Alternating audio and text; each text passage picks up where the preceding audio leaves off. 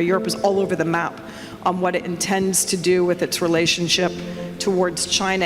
And clearly much of this is completely linked because it's driven by declining growth rates in Europe, some of which is a product of demographics, technological policy, and some of which is a product of not structural logics, but Donald Trump's trade and tariffs policy. We know, I think all of us who pay attention to international affairs, that you cannot understate the significance of the structural logic of international relations, the rise of China, the rivalry between the US and China, and a degree of inevitability about that and what it means for Europe. The story about Donald Trump's rise, I think, is well told. And the sort of structural argument behind that, America's loss of its manufacturing base, its MAGA base, its sort of high school educated white men who aren't employed in the way that they need to be employed in order to enjoy a life that keeps them from being susceptible to a certain kind of political mobilization, which isn't necessarily in the greater good. And has created a lot of toxic politics. And of course, it's not just that, it's sort of layered on people's interests in deregulation and tax cuts and all sorts of things. The story's really well told, and there's a kind of structural geopolitical story, and there's a Trump domestic economic story, and of course they're integrally linked.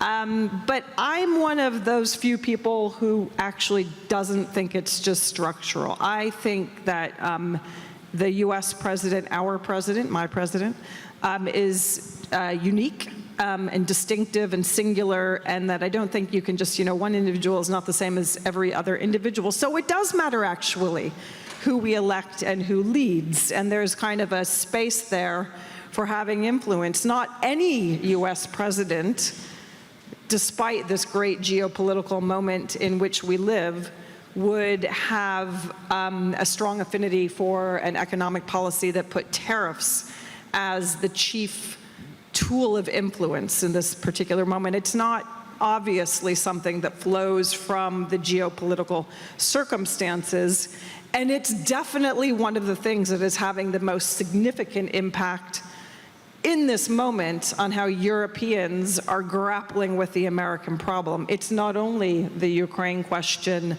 the Euro-Atlantic security and NATO question, it's also a question about the fundamentals in the economic relationship, and it is a question about values and democracy. So I think that so in this sense, I think that some of the questions actually that the organizers put on the agenda are really important ones.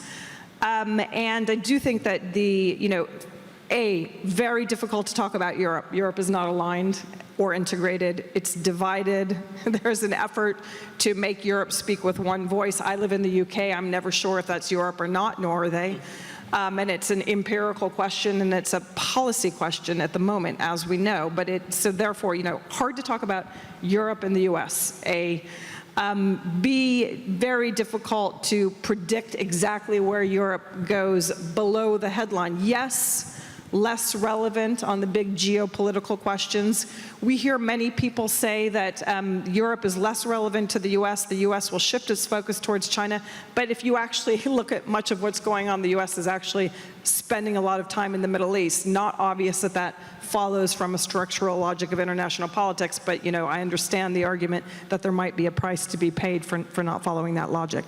So the transatlantic relationship clearly is being affected by the structural overtone and underpinnings, but it also is being very much influenced by the election of Donald Trump. In the context where in the majority of European nations, the liberal elite establishment that has driven foreign policy conversations is not happy with the current tenor that's coming from the United States. That inevitably will affect the choices that Europe makes, that European leaders are able to easily make when they have domestic publics that are alienated by the rhetoric that's coming out of the US. It makes it harder for leaders to move politics in one direction, maybe easier for them to move in another direction.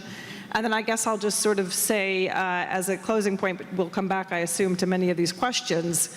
Many people also put the hypothesis on the table, or the argument on the table, that inevitably in this moment where Donald Trump is alienating and antagonistic force towards the liberal establishment, such as it exists in much of, but not all of Europe, that Europe will therefore singularly lean into China. I also think that there's no evidence for this right now. Europe is all over the map on what it intends to do with its relationship towards China.